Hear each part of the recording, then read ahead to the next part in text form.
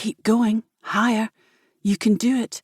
Raise your energy to another frequency, the woman said, as she watched David, Jessica, and 10 other students.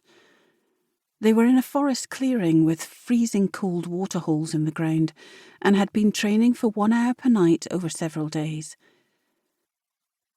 David kept his eyes gently closed as he tried to block out what was happening outside his body.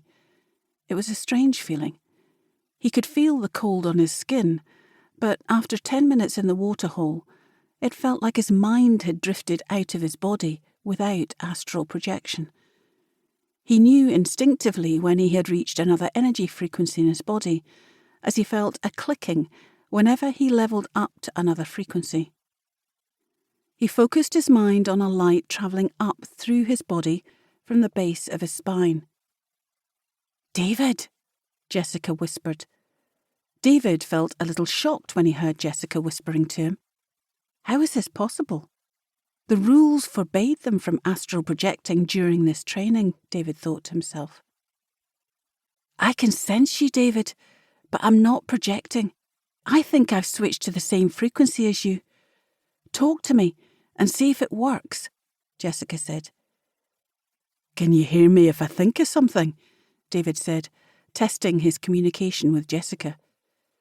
"Yes, it's working. I can hear you. Don't get too excited, though. You'll lose the frequency level you're on," Jessica said. "Jesus, this is on another level," David said. "Literally," Jessica replied, laughing. David laughed in his mind. "Okay, we have to focus here. I just wanted to touch base," Jessica said. David felt her presence leaving him.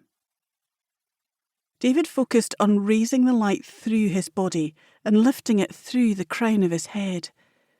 A beautiful white light gave him energy throughout his whole body. The white light would oscillate, and he could almost feel a subtle vibration in his body as he tingled. Another light shone outside his body now. It was bright blue, so bright he thought he had opened his eyes for a second. He tightened his eyes to make sure they were still closed. He thought his perception of the energy frequencies must be stronger if he could now see the colours without opening his eyes. He could feel his body in the cold water and was still aware of his surroundings, knowing he was in the forest. He saw the female instructor in her white robe looking down on him.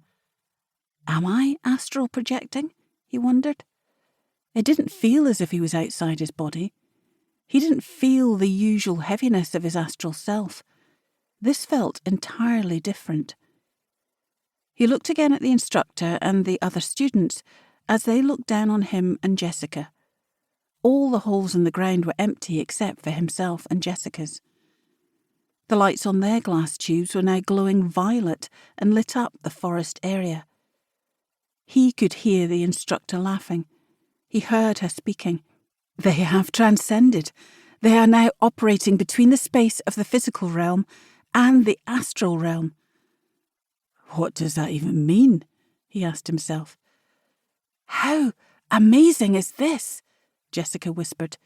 He could feel her presence but could not see her. I don't even know what this is. How can we exist between the physical and the astral? He asked. Just then, he felt another presence beside him. It was the instructor. Okay, David and Jessica, it's time to return to the physical. Well done to both of you. What you have done is impressive. Now come on back.